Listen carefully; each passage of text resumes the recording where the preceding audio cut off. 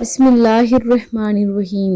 رسول اللہ صلی اللہ علیہ وآلہ وسلم نے ارشاد فرمایا کہ جو شخص رات کو اٹھے اور اس طرح دعا کرے تو اللہ تعالیٰ اس کی دعا کو قبول فرماتے ہیں۔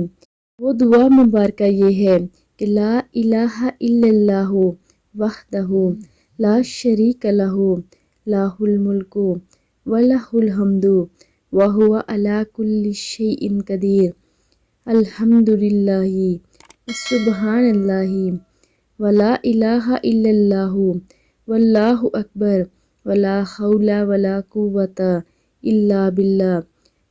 کہے پھر کہے اللہم اغفر لی، اے اللہ میری مغفرت فرما دے۔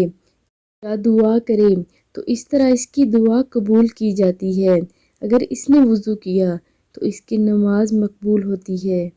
تو آپ سب بھی اس طرح دعا کیا کریں اور ویڈیو کو آگے لازمی شیئر بھی کیا کریں۔ جزاک اللہ۔